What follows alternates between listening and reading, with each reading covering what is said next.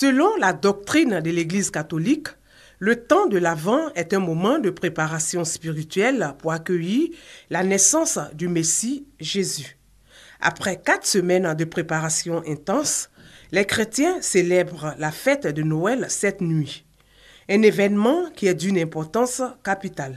Noël doit nous conduire à une réflexion profonde, à une introspection sur nous-mêmes et sur l'humanité tout entière. C'est pour cela que ce soir, le peuple chrétien tout entier, l'Église tout entière veille, à cette veille de Noël, prie, médite, et avec les bergers dans la campagne de Bethléem, n'est-ce pas, vont admirer la merveille que Dieu a réalisée dans l'enfant Jésus, couché dans la mangeoire, couché dans la crèche. Parce que la crèche, c'est bien la symbolique de la fête de Noël, de la commémoration de notre Seigneur Jésus-Christ. La fête de Noël marque plusieurs étapes selon ce livre du père Hippolyte Agnigori intitulé « Le vrai sens de Noël ». La première partie de cet ouvrage va parler évidemment des divinités et des festivités qui prévalaient dans le solstice d'hiver. La deuxième partie va étayer la thèse chrétienne qui va exploiter la date du 25 décembre et va mettre en exergue la déstabilisation de ce soleil invincible par les rayons solaires du Christ, le premier-né avant toute créature.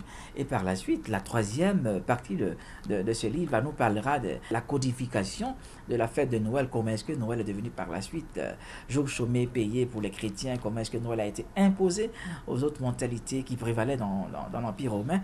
Et pour finir, la dernière partie de ce livre nous parlera de la célébration de la Noël aujourd'hui. Le temps de Noël dure 3 semaines. Il court de la nuit de Noël jusqu'au baptême du Christ, commémoré le 10 janvier prochain.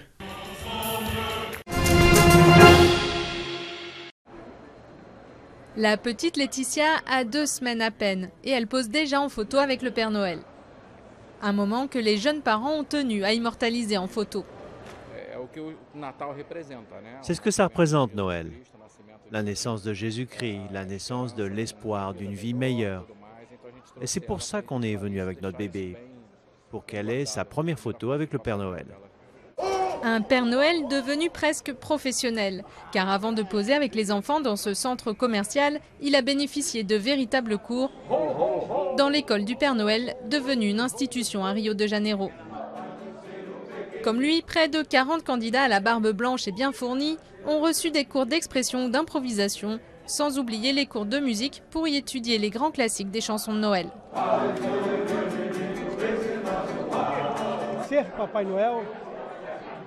Être Père Noël, tout le monde veut l'être.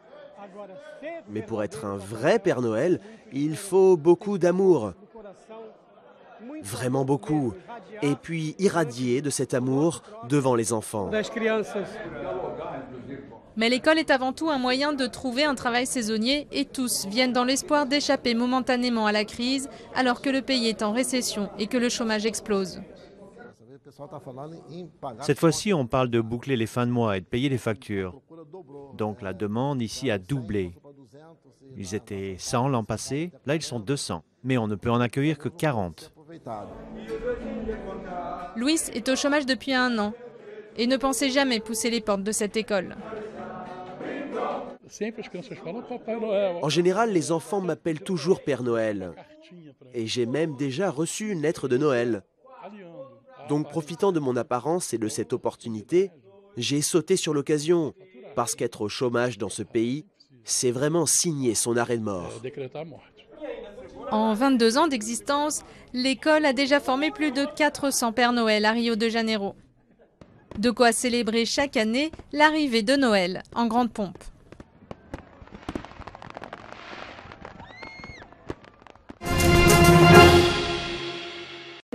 Lui, c'est David Blé, un mois orphelin dès sa naissance. Aujourd'hui, à ce petit déjeuner du cœur, David, Ephraim Zézé, Dieudonné Kwasi et 12 autres bébés dans la même situation reçoivent le réconfort des femmes de Salem International. Ces boîtes de lait, ces couches, ces serviettes, entre autres, bien plus qu'un simple soutien à ces orphelins, constituent en réalité pour la donatrice un véritable cri de cœur. Nous prions tous les jours que ces mères ne décèdent pas en couche. quand on va donner la vie, il faut être vivant pour nourrir l'enfant. Les perspectives, c'est ça. C'est-à-dire mettre tout en œuvre pour que les mamans-là, qui sont enceintes, soient bien suivies. Les mamans-là aillent même à l'hôpital. Peut-être qu'elles ne vont pas à l'hôpital. Peut-être que c'est un palu qui les tue. Peut-être que c'est une anémie. Peut-être que c'est une hémorragie à l'accouchement. Peut-être que le personnel aussi qui s'occupe d'eux n'est pas qualifié. Nous ne savons pas. Mais toujours est-il que nous crions. Nous lançons un cri d'alarme pour dire que véritablement quelque chose soit fait pour que, en plein 21e siècle, les femmes ne meurent plus en couche.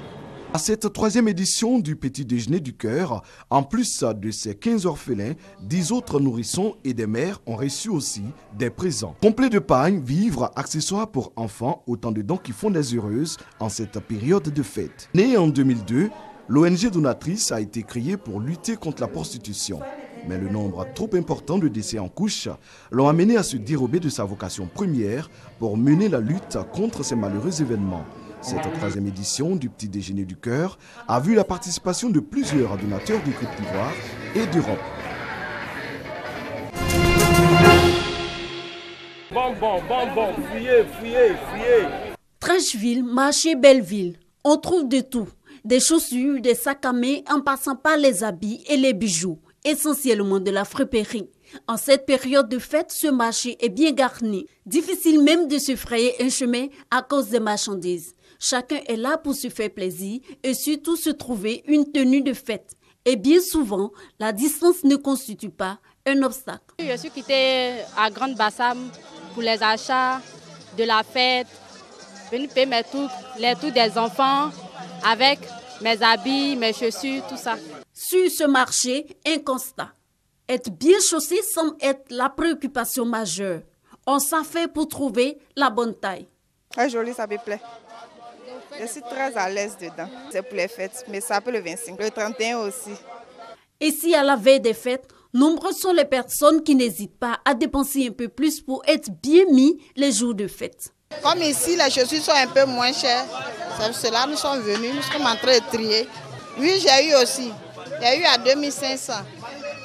Le prix est abordable. Il y a la qualité et puis le prix aussi est moins cher par rapport aux magasins, par rapport aux grandes surfaces. Ce qui marche, ce sont les talons. Avec les paires de tennis. Bon, ça encore à 20 000. Talons, ça c'est 20 000 aussi. Les prix sont trop élevés. Trop. Moi j'ai appris presque tous les mercredis ici. Mais aujourd'hui, en tout cas, les prix sont très élevés. Pour les vendeurs, c'est le moment propice de faire de bonnes affaires, même s'ils se défendent d'augmenter les prix. Le prix aussi, c'est abondamment, mais il dit que quand ils viennent, il dit que c'est cher, c'est cher. Quand on s'en le prend bagaille là, chaque semaine ça augmente. Chaque semaine ça augmente. Si dollars, euros, pense à si ça augmente, là aussi ça augmente. C'est sûr, à l'occasion des fêtes, il faut de bonnes affaires, mais ils ne sont pas à l'abri de mauvaises surprises. Le client, il y a des fois, là, quand il paye là, il sent le fête fini, il vient, il dit que mais ici ça me sert, ça me frotte, mais quand tu vas voir en bas de ce sous là, quand tu sais qu'il a fêté. Pour les fêtes de fin d'année, être tiré à 4 épingles est une tradition. Et un tour au marché de friperie de Belleville, on repart sûrement satisfait.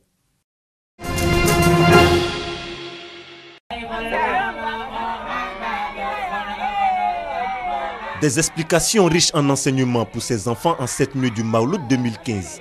Ils pourront désormais parler du prophète de l'islam avec une certaine aisance. Je suis venu ici pour fêter l'anniversaire du prophète Mohammed sallallahu alayhi wa sallam, parce que je l'aime beaucoup. Je sais que le prophète était un homme discipliné, qui avait des hommes disciplinés aussi, et qui était généreux envers les autres. Je sais qu'il avait 7 enfants. Sa mère s'appelait Aminat, son père s'appelait Abdallah. Et puis, il est né en 570.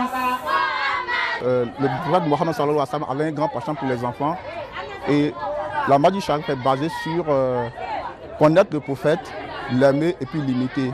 Donc nous sommes dans à Bobo ici, donc c'est dès maintenant, dès le bas âge, qu'il faut inculquer cette culture-là du prophète aux enfants pour qu'ils grandissent avec ça. La commémoration de la naissance du prophète Mohammed est célébrée à la date du 12 Rabiou Awal, 3e mois du calendrier musulman. Prière, adoration, lecture coranique au programme. sallallahu ala Muhammad, sallallahu ala Muhammad.